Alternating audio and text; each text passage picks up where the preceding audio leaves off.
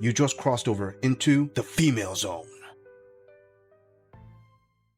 See, I'm upset because I'm single and I want to go out, have a good time like a single gal should. But I have no friends that are single, and if they are single, they're miserable being single. Like, can we just, like, men are so icky. Like, let's just go out. You feel me? The streets are calling. My biggest fear is to end up with an ugly man.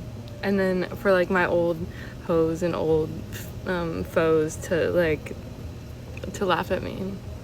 That's why I'm still not in a relationship, because I will not settle. This is me, like, speaking into existence so that I won't do it and holding my future self accountable. Men, I have a question. Another one. Do you like to be approached by women? I only ask because I am the type of girl who is okay with going up and asking a guy, and I just wonder if, like, y'all find that intimidating, or I don't know how y'all feel about that. God, Karen, you are so stupid. All right, to that first queen. Men are icky. What are you, like 10? So you said that you want to go out with your friends, but none of your friends are single? You know, that's kind of a clue as to why, when they're single, they're miserable. Because, believe it or not, one of the primary ways that women find themselves entertained for a good chunk of the time is through men, through their man. Because, let's face it, sweetheart, do you want to go out and plan everything out for your friends? Women don't like to plan out anything. They like for things to be planned out for them. Guess what? All your friends who are single are the exact same way, just like you. You say you want to go out? What's your plan, huh? Where do you want to go out to? What do you want to do with all your friends? Where do you want to go to? What's the budget for it? How long are you going to be there? Notice how all the steps of planning out just add up, and you have no answer for it other than men are icky. All right, to that second queen. Your biggest fear is you don't want to end up with an ugly man, and you will not settle? Sister, I got to ask, and I'm being honest, and my viewers can tell you, I am usually generous, but I got to say this now. Have you looked in the mirror? Seriously, look at yourself. Number one, you're not hot. Number two, and I think number two is the most important part right here, this is as good as it gets for you. You're not going to look any better than this. It's all downhill from here. And let's be honest, that's not a steep hill at all. Sweetheart, if anything, the men who are going to be with you are going to be the ones settling. I don't know if it's social media or maybe all your other female friends have gassed you up this much, but you're not hot. You're not bringing this absolute beauty. I mean, you're not Helen of Troy, the original version of Helen of Troy. Anyway, you're not some pristine beauty. I think I'm generous when I say that you're a mid, like right down the center mid. But let me guess, you believe that you deserve like a Chad to commit to you. Yeah, keep going with that plan. Let us know how it turns out. All right, to that third queen. This girl has got to be honest. I am very curious as to where in the hell you women get this idea that men are intimidated by you. Where do you get this notion that, let's say, a guy who's like 5'9" and weighs about 180 to 210 pounds is intimidated by a woman who's like 5'2" that weighs like 120 pounds? Well, hold up. Consider that most women now are like 170 pounds at 5'2". Yeah, I could start to see a little bit of intimidation. His wallet would be intimidated, but him as a person, no. Why don't you shoot your shot? Go up there, talk to the guy. Treat him like a human being. You know? What's the worst that could happen? Nothing. You get rejected. So what? It's not the end of the world. Why is it that women always ask the same question over and over again and just don't accept the answer that's given? It's like a man will tell you, no, they're not afraid. Go and talk to them. And you just repeat the same question. But doesn't that intimidate you?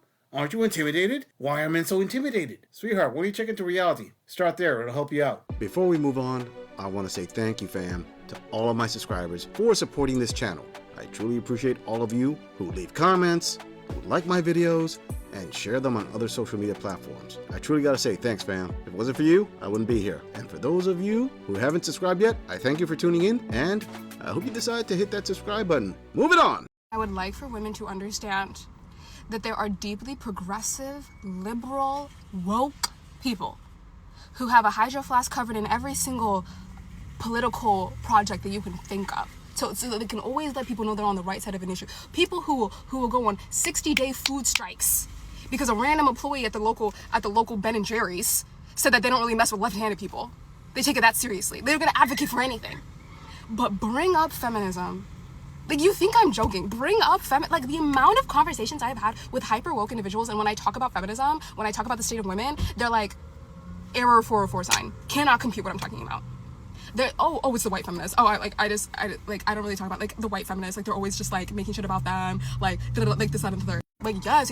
Like, women are oppressed, but like, can we talk about left-handed women? Like left-handed women are like really going through something. Like, they don't want to have a conversation about women. Like, they actually just don't gaff about women. They do not care. And they don't believe that women are truly oppressed on the basis of just being a woman. They don't believe in that. They don't care, which is why you need to make the issue about something else. Notice, this happens to feminists a lot. You have to make the conversation about something else. You have to add another identity when you're talking about women, because nobody cares about just the state of women in the world. The only way you can get someone included is if you bring in another identity that men also have. Then they can have a little bit of empathy for your problem. But I think people, like, a lot of women don't, like, realize, like, and I get it. Obviously, I have a different perspective because I talk about women all day, every day on the internet. But, like, how much people, like, get truly very angry at you when you don't make your problem, when your conversations about feminism not about a million other things as well. I just talk about women. I talk about feminism because women are oppressed on the basis of being women. What you just said is one of the most insanely idiotic things I have ever heard. All right, sweetheart, let me get this straight. You're saying that you're upset because the men that you talk to, your male allies, your male political allies, which I'm not going to get too political. I don't like to get very political, but we're talking about womanism right now. We're not talking about who voted for who, but let's just get to the point. You're saying that you're getting upset because they don't accept women are oppressed just for being women. And they have to, like, throw something else in. You got to add in a bunch of extra features in order to say, yes, here they're oppressed. You want to know why that is? I don't know, but this gorilla believes that there's this very wild, very crazy notion that in the West, women are not oppressed just for being women. I mean, seriously, this has been debunked so many times. This is the reason why even your allies will not get on board with this, because it's been debunked a bunch of times. There's a very simple question that debunks it off rip. Can you please mention a right? I'm talking about a legal right that is enforced that men have that women do not have. Mention one legal right that men have that women do not have. Every time that question's asked, you blow your top, you have a crash out, you walk away from the microphones, you're like, no, I don't want to talk anymore. Why? Because there isn't. It just doesn't exist. If you reverse that question and say, hey, can you ask, hey, what legal rights do women have that men don't have? Oh, the one that comes up immediately in the West is reproductive rights. In the United States, it's probably like selective service, where women got the right to vote without having to register for the draft. That's like the first one that come up in the United States itself. But sweetheart, there's a reason why no one is on your side just because, to say that you're oppressed just because you're a woman, because you're not. Moving on. Literally never thought I'd be one to just be crying on the internet, but I've been doing really good. I've been, like, super confident in where I am in my life and my friendships and my career, and I live alone with my 2 cats in LA. LA is very expensive. I just got a new car. I have a lot to be proud of. But man, I'm gonna be 33 next month. And I'm just so tired of the dating game. Like, I'm so tired of the dating game. And I'm tired of being single. And this is not like a pick me video. Like, I just feel like as kids, if you're a millennial like me, we were kind of like painted this perfect picture of, like, you're gonna fall in love and get married and have kids, and I'm lucky to, like, have a lot of love in my life, and I have a lot of great friendships, and I've witnessed a lot of amazing relationships. So I'm not saying that it's not possible, because I've seen it be possible. I have friends that have amazing husbands and they're super happy, but I've also seen friends that have, like, gotten married and gotten divorced, and seen friends that are in relationships that I think they're settling in. And as someone that, like, I have worked so hard to build my life, and I'm very, very proud of where I'm at, I am tired of feeling like in order to be in a relationship that I have to settle. I feel like dating is just not the same. I don't know if that's true or not, or maybe, you know, our standards of as women has just changed. I think it's changed a lot, you know, but I just am tired, and I want to have a family, I want to have kids, but I don't want it to just be with anybody.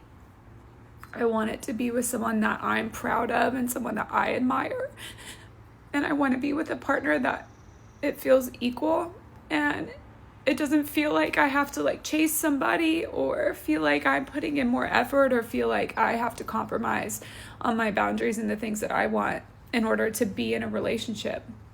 And I'm just getting really tired, and I don't want to be on dating apps, and I will meet people in the wild, and it feels inconsistent. It feels like men feel like they have all the time in the world, and women feel like we are running out of time constantly. And